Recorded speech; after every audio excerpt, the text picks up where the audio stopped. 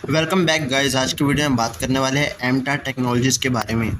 इसके बारे में फंडामेंटली एंड कंपनी कैसे काम करती है, क्या काम करती है, किस फील्ड में काम करती है, सबसे रिलेटेड बात करेंगे। प्लस इसका टेक्निकल एनालिसिस कैसे होगा, आने वाले टारगेट्स क्या क्या रहने वाले। तो अगर आप वीडियो में नए हैं तो प्लीज़ लाइक कर दें। हम ऐसी वीडियोज़ लाते रहेंगे और चैनल को सब्सक्राइब कर दें। इन फ्यूचर हम ऐसे वीडियोज़ लाते रहेंगे जो long term targets and short term target से बेस्ड होंगे, प्लस जो शेयर्स अच्छे होंगे, अवेलेबल होंगे, ताकि आपका शॉर्ट टर्म में और लॉन्ग टर्म में काफ़ी अच्छा प्रॉफिट हो। तो चलिए दोस्तों, वीडियो को शुरू करते हैं बिना किसी देरी के। तो कंपनी का नाम है एमटा टेक्नोलॉजीज़ लिमिटेड। जैसा कि आप जानते हैं, आज के दिन करीब 1.45% की तेज़ी देखने को मिली है इस शेयर के अंदर, जो कि काफ़ी अच्छी तेज़ी थी। प्लस 5 दिन की बात करें तो काफ़ी अच्छे टारगेट्स हमको देखने को मिले हैं। 5 दिन में करीब 14% की ग्रोथ देखने को मिली है इस कंपनी के अंदर, इस शेयर के अंदर, which is a very good in terms of amount और परसेंटेज। सो बात करते हैं कंपनी कैसी। कंपनी का मार्केट कैप है 6000 करोड़ का। पी रेशो की बात करें तो 80 का पी है। आगे इसके अंदर ऊपर बात करेंगे तो कंपनी ने अब तक मैक्स हाई लगाया है 52 वीक का 2920, और अभी का प्राइस का चल रहा है 2143, जो कि हाई से अभी काफ़ी लो है, यानी अपने हाई से काफ़ी लो है और अपने लो से काफ़ी ऊपर है। इसका लो था 1661, मैंने इसको 1786 के आसपास डिस्कस किया था। तो चलिए बात करते हैं कंपनी काम किस फील्ड में करती है। तो देखें, एमटा develops and manufacture component of equipment for defence, aerospace, nuclear, clean energy sector. Defence का सेक्टर अभी ग्रोइंग सेक्टर है।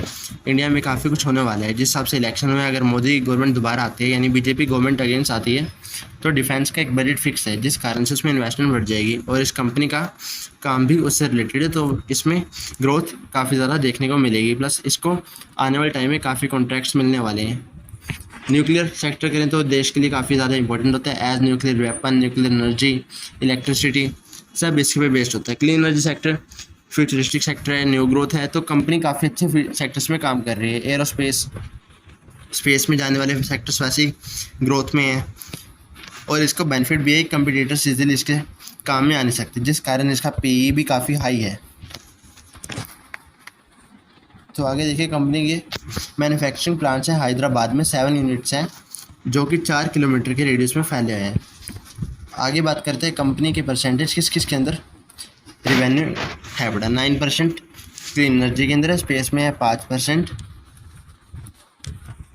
और डिफेंस के अंदर है 4%, और बाकी का ओवरऑल मिला के सब के अंदर है। क्लीन एनर्जी में यहाँ देखिए 62% है, और सबको मिला के 100 बन जाता है। आगे बात करते हैं क्लाइंट्स कौन से हैं कंपनी के पास। क्लाइंट्स में world wide oil, Rafael, advance defence, Andritz, hydro, ये सब इसके क्लाइंट्स हैं। इंडियन कंपनीज की बात करें तो nuclear power corporation of India, Indian space research organisation ISRO, जो कि अपनी मेन रिसर्च ऑर्गेनाइजेशन है, और Hindustan aeronautics limited HAL HAL। New clients लाने की बात कर रही है कंपनी, जो ला चुकी है, एडिशन होने वाला है कोलिन एरोस्पेस का, GKN एरोस्पेस, ये इतने काम की नहीं है। आगे बात करते हैं कैपेक्स का। कंपनी कैपेक्स प्लान कर रही है, इन्वेस्टमेंट है टुवर्ड्स वेरियस प्रोजेक्ट के अंदर, जैसे कि इंस्टॉलेशन ऑफ सोलर प्लेट्स, जो कि एक न्यू सेक्टर से बिलोंग करते हैं, यानी कि क्लीन एनर्जी होगी। Occupational health and safety equipments, in house machine manufacturing to reduce import of machinery, यानी कि घरों में मशीनें होंगी, जिससे क्या होगा, जो इंपोर्ट है वो कम हो जाएगा, लोग खुद से बनाएंगे और खुद से उस पर काम करेंगे। आगे बात करते हैं, मार्केट कैप है 6609 करोड़ का, यानी कंपनियाँ काफ़ी मीडियम सेक्टर में कंपनी बिलोंग करती है। करंट प्राइस है 2148 का, हाई लगाया था 2920 का। पी हाई इसलिए क्योंकि कंपनी जिस फील्ड में काम कर रही है वहाँ पे कंपटीटर्स कम है, ग्रोथ कंपनी है, तो मार्केट ने इसको वैल्यू भी हाई दे रखी है। पी 80 का मतलब ये हो गया, आपको 80 रुपीज़ लगाने पड़ रहे हैं 1 रुपये कमाने के लिए। आगे बात कर रहे हैं, डिविडेंड नहीं दे रही, यानी जो पैसा है वो सारा कैपेक्स में जाएगा और कंपनी ग्रोथ काफ़ी अच्छी होगी। ROC 22% है, ROE है 17.9%, फेस वैल्यू 10 रुपये, यानी in future company split plan करेगी। आगे बात करते हैं अच्छी अच्छी बातें क्या हैं। Company is expecting to give a good quarter, यानी कि आने वाले जो इसके रिजल्ट्स हैं मार्च के काफ़ी अच्छे आने वाले हैं, जिस कारण से प्राइस भी इंक्रीज़ होने को देखने को मिल सकते हैं। और एक और अच्छी बात है कि जो कंपनी है लास्ट के 5 सालों से 79.9% का CAGR से ग्रोथ कर रही है, which is a very good CAGR in terms of growth. और जो कंपनी की सेल्स ग्रोथ है वो 10 साल से 16.4 का जो मीडियन है उस पर ग्रोथ हो रही है, यानी सेल्स की ग्रोथ भी काफ़ी अच्छी है, कोई दिक्कत नहीं है इसके अंदर। आगे बात करते हैं कंपनी की सेल्स की, ये ओवरऑल साल के हिसाब से है। तो देखें 214 की सेल्स 2020 में थी और अब 23 में हो गई है 572 की, यानी 573, यानी कि डबल से भी ज़्यादा हो चुकी है। यहाँ पहले 246 हुई, फिर 322 हुई, उसके बाद सीधा 573 हुई, which is a good thing in terms of growth. आगे बात करें नेट प्रॉफिट्स। नेट प्रॉफिट देखिए यहाँ 31 था, यहाँ 46 हुआ, फिर 61, फिर सीधा डबल के आसपास ही है 104, यानी कंपनी काम अच्छा कर रही है, ग्रोथ अच्छी हो रही है, सेल्स भी ग्रोथ है। इन फ्यूचर कंपनी की ग्रोथ में कोई कमी नहीं आने वाली, हम काफ़ी अच्छी ग्रोथ एक्सपेक्ट करते हैं क्योंकि मिड सेक्टर में काम कर रही है, तो लॉन्ग टर्म का फ्यूचर काफ़ी अच्छा है क्योंकि फ्यूचरिस्टिक सेक्टर्स में काम कर रही है। सोलर एनर्जी की बात कर लो, प्लेट्स लगाने वाली है, क्लीन एनर्जी कह सकते हैं, nuclear, defence, aerospace.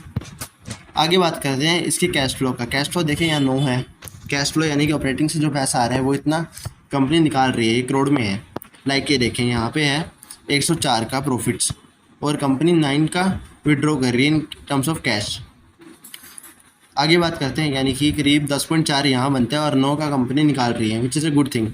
Investing negative है, नेगेटिव मतलब कोई बैड फैक्टर नहीं है, अगर नेगेटिव होती है यानी कंपनी जो पैसा आ रहा है वो इन्वेस्ट कर रही है इन टर्म्स ऑफ परचेज, कुछ परचेज करना हो गया, कोई एरिया परचेज करना हो गया, कहीं ग्रोथ में पैसा लगाना हो, इसलिए नेगेटिव होता है। आगे बात करते हैं प्रमोटर्स का जो रेशियो है थोड़ा सा कम हुआ था, उसके सेम मेंटेन है। प्रमोटर की जो कंट्रीब्यूशन है वो काफ़ी कम है, इस चीज़ का ध्यान रखना होगा। बाकी सारे अच्छे फैक्टर्स है कंपनी के अंदर।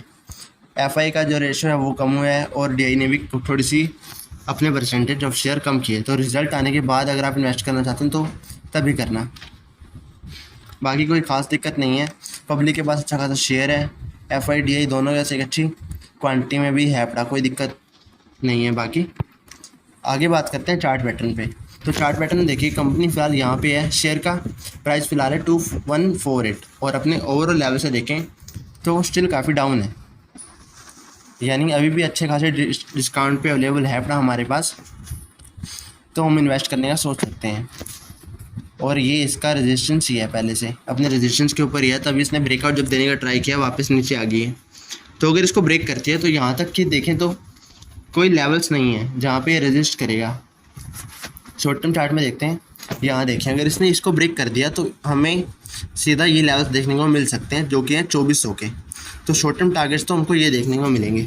लॉन्ग टर्म की बात करें तो जो इसका हाई था ये वहाँ तक तो जाएगा, 2400 ब्रेक करने के बाद एक बार 2800 पे जाएगा और 2800 के बाद सीधा 29 के आसपास जो हमने टारगेट्स इसका देखा था वहाँ तक जाने के उम्मीद पूरे हैं, बड़े चांसेस पूरे लगते हैं। तो अगर आप इसमें इन्वेस्ट करने का देख रहे हैं तो एक अच्छी कंपनी है in terms of growth, plus हर चीज़ आपको बता चुका हूँ डीप के अंदर, फंडामेंटल एनालिसिस हम इसका कर चुके हैं। अगर शॉर्ट टर्म में देखा जाए तो ये टारगेट अच्छे दे रही है 2400 के आसपास। लॉन्ग टर्म की बात करें तो आप पैसा लगा के छोड़ भी सकते हो, अच्छी कंपनी है। तो खैर आज की वीडियो में बस इतना ही, बाय सेल की कोई रिकमेंडेशन नहीं है। तो अगर आप चैनल में नए हैं तो प्लीज़ सब्सक्राइब करें, हम ऐसे वीडियोज़